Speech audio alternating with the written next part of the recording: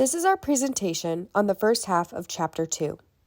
We will be discussing the global environment, specifically including economic world changes, economic systems, the various stages of market development, specific BRICS nations, and marketing opportunities, followed by an overall conclusion of our findings. Many major economic world changes have come to be over the last 100 years, including the beginning of global markets. This integration specifically struck both the European Union and North American Free Trade Area hard. Similarly, trade was replaced by capital movements as the force which leads the market. Another change includes countries with individual economies being taken over by the newfound world economy. It is because of this idea that as of 1917, there is no longer an intense struggle between capitalism and socialism. E-commerce also greatly added to the deflation of national barriers, strengthening the world economy greatly. Economic systems. Economic systems consist of 4 different systems. Market capitalism, privately owned for firms and individuals to allocate resources. The state promotes competition for business and protects consumers. Market capitalism is practiced globally. Centrally planned socialism, government ownership of both industries and individual enterprises. The state has control over the decision about goods and services. Many socialist countries are adopting market capitalism over socialism. Economic systems continued. Market socialism, government ownership of business. Adds free market elements into the economy. Market allocation policies are permitted. For example, Sweden is more voter-oriented than market-oriented. Market shares 50% plus another 50% of socialism. Centrally planned capitalism. There is no pure form of socialism or capitalism. In most countries, there is a combination of market and command of resource allocation. A system with command resource allocation are private ownerships. For example, the ban of Coca-Cola in North Korea and Cuba. Stages of market development. The World Bank is a bank that provides loans and grants to countries of low to middle income countries. It uses the gross national income to determine how much to loan or grant. The BRICS is the countries of Brazil, Russia, India, China, and South Africa, and they are key players to global trade, and they often fight for human rights and environmental protection. Low-income countries have a GNI per capita of $1,045 or less, and 13% of the world is of low-income countries. And the big emerging markets, which we call BEMs, include the countries of China, India, Indonesia, South Korea, Brazil, Mexico, Argentina, South Africa, Poland, and South Africa. For low-income countries, the gross national income is of $1,045 or less. Some common characteristics or description of these countries would be that they have a high number of population that relies on agriculture or farming to sustain themselves. There are high birth rates and a lower life expectancy. There may be low literacy, which can be common. There are a heavy reliance on foreign aid, as like having help from the outside, from other countries. And there's often political instability and unrest. Another issue is that the wages are lower. As in Bangladesh, they manufacture and export clothes, but we're only making $24 a month.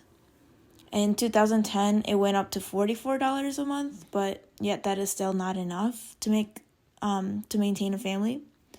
There also have been job incidents, fatal accidents, such as a Bangladesh factory that was producing clothes. They had a fire and had a death of 7 people.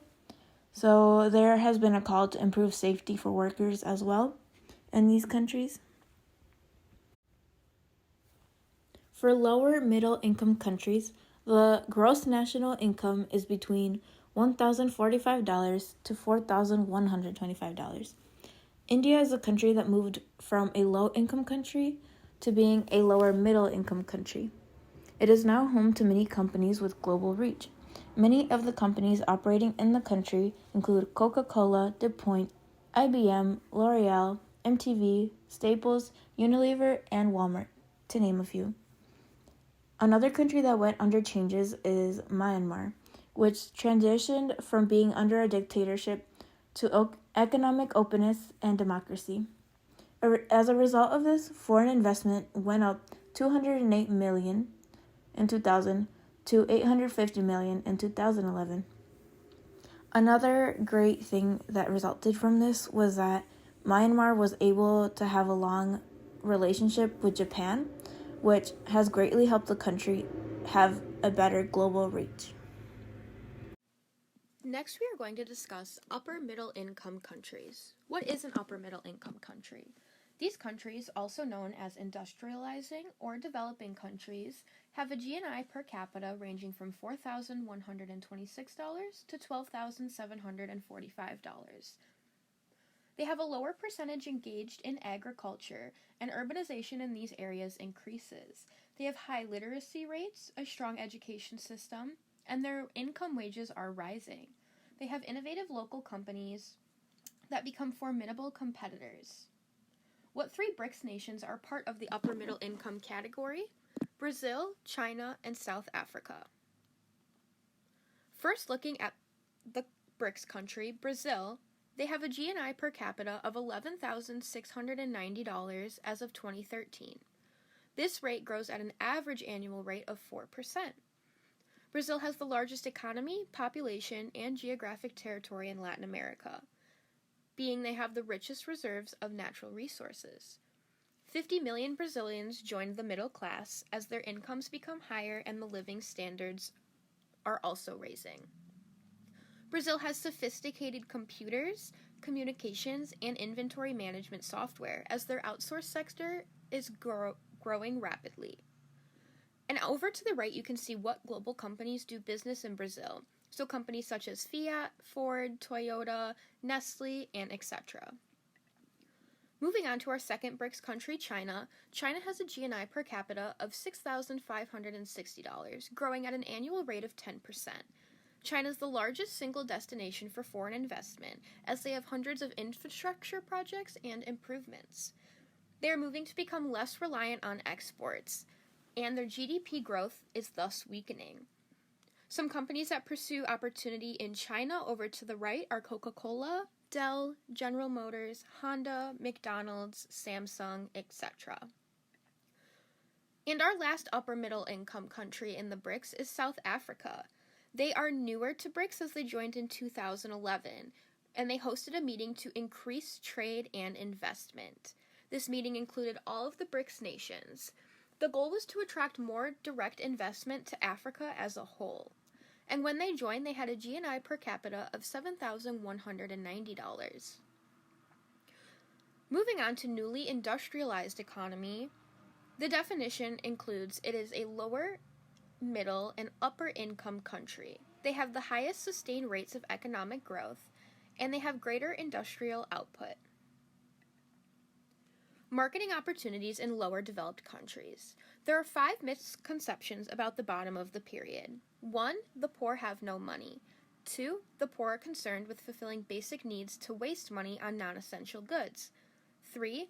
The goods sold in developing markets are so inexpensive that there is no room for a new market entrant to make profit. 4. People in the bottom of the pyramid cannot use advanced technologies. And 5. The global companies that target the bottom of the period market will be criticized for exploiting the poor. To conclude, the economic environment is a major determinant of global market potential and opportunity. National economies can be categorized as market capitalism, centrally planned capitalism, centrally planned socialism, and market socialism. The GDP and GNI are both used to measure economic development. And lastly, the stages of economic development include low income, low middle income, upper middle income, and high income.